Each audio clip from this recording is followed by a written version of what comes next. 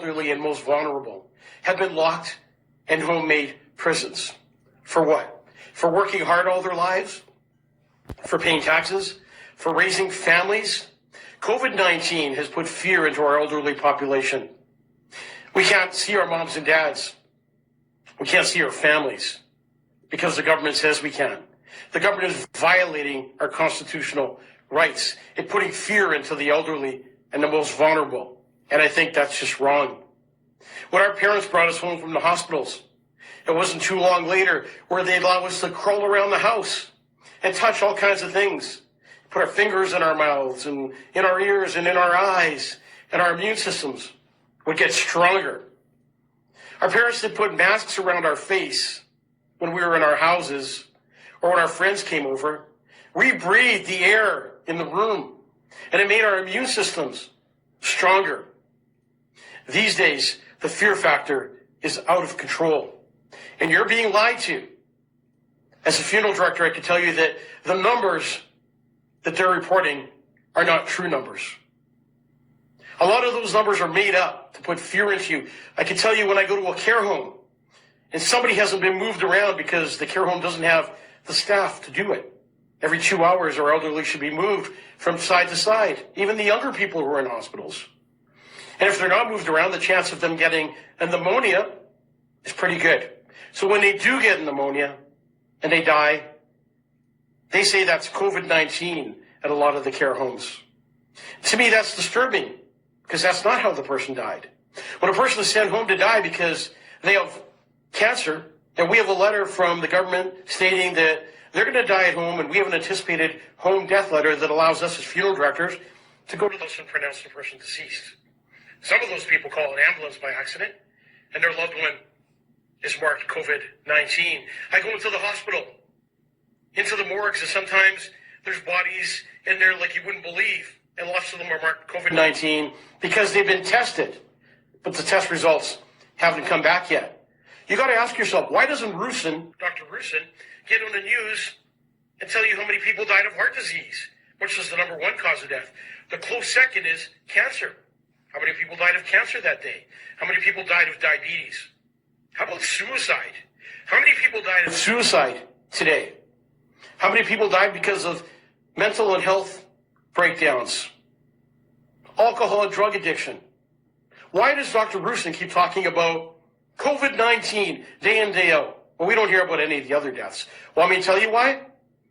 Because you would all be against them at that point. Because you'd see a majority of people are not dying of COVID-19, but dying of underlying conditions that people in their 80s and 90s die from daily. You see, Dr. Rusin, Premier Telstra, let me tell you something. Newsflash, we're all born to die. And God takes us home when he's ready to take us home. And people in their late 70s, 80s, and 90s, hundreds, are going to die. And most of them have an underlying condition. So you tell us to wear a mask, social distance, wash our hands. So if we can do all that, why can't we see each other? Why can't we be with each other if that works? Or are you lying to us? You need to tell us the truth. You need to tell the people the truth of what's going on. It's disturbing when I get a call for an 80-year-old lady who committed suicide because she was lonely. You see, what you're doing to our elderly is they're lonely, and they've had enough, and they have fear factor in them, and they don't want to live through this because it's terrible. It's terrible not to see your mom and dad, your brother or sister. It's just wrong, and it's violating our constitutional rights, but you're getting away with it. So let's talk about a little 8-year-old boy who passed away, and it breaks my heart as a father and as a funeral director to have to do a service for somebody so young. But what breaks my heart even more is that I have to tell the family that they only can have 5 people in the chapel. And Dr. Rusin says, if we want more people, the 5 people in there, that includes the mom and dad, they need to leave the building, leave the parking lot, and another 5 people can come. How fair is that to a mom and dad that's lost a little 8-year-old boy? But then we have a police officer who died, rest his soul, and he had thousands of people on the streets, and his funeral is going to be huge. But we're not treating people equally. The little 8-year-old boy should be able to have people at his funeral, just like the police officer who died he should be able to have people at his funeral. It's treating people unfairly, and it's wrong. It's almost like businesses. We're treating businesses unfairly. We're the large corporations, the Costcos, the Canadian Tires, the Walmarts, the Shoppers Drug Marts, lineups outside the stores. The small businesses all around this province are closing down, closing their doors left and right. Bankruptcy is going through the roof. People are having a hard time putting food on their table to feed their family. How can a government sit back and allow this to happen? We voted you in. You're supposed to look out for our best interest.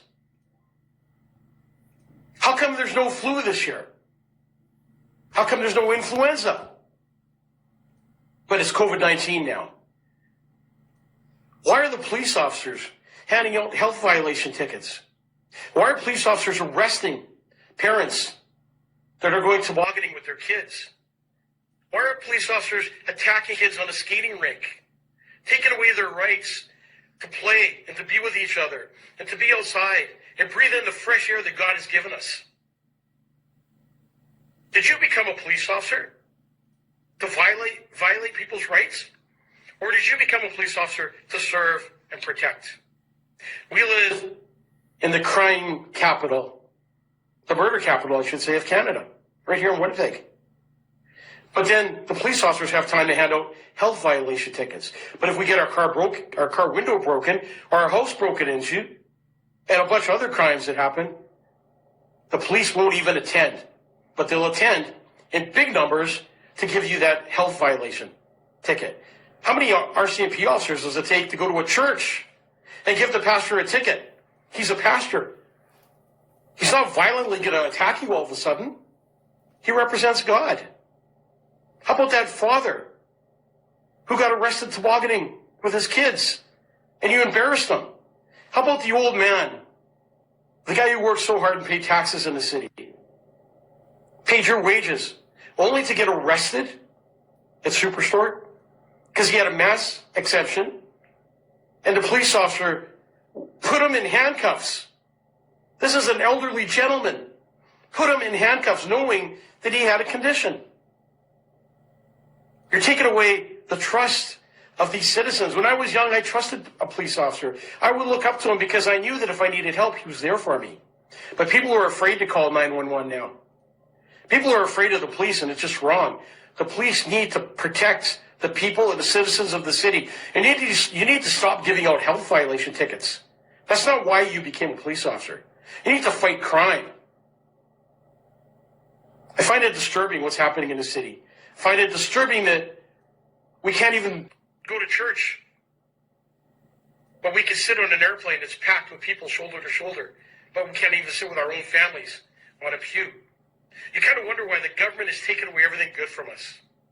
Our younger generation, they're not even going to school. These are the people that are going to run our province and our city in the future. We need to let them get an education.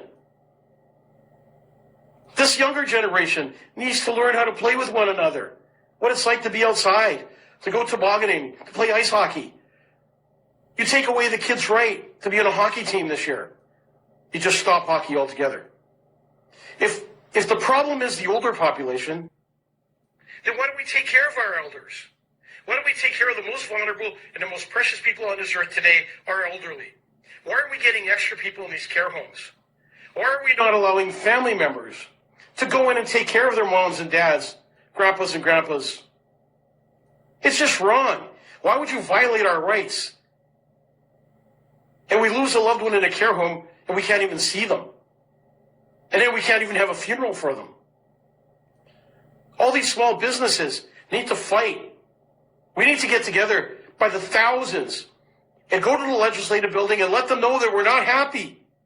And enough's enough, and we're not going to take this anymore. The Pallister government was voted in by you, the people of this province.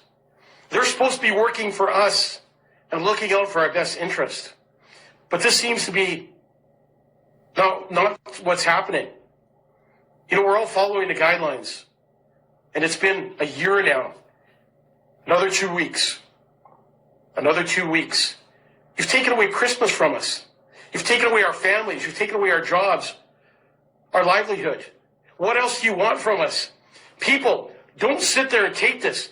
We need to fight back. I'm not saying that COVID-19 is not real or not dangerous, but we can't stop society because there's been 700 deaths in Manitoba. Those 700 deaths triple and could triple when it comes to heart disease and cancer. So why haven't we stopped the world for that? We need to wake up and realize that there's something bigger happening in the background. We've worked way too hard. We've raised families. We've paid taxes. We have rights. Don't let them violate our constitutional rights to do what's right. I'm Michael Voyjakis of Voyage Funeral Home. You take care of yourself and each other. Don't lose hope. Tomorrow's a new day. Take care. So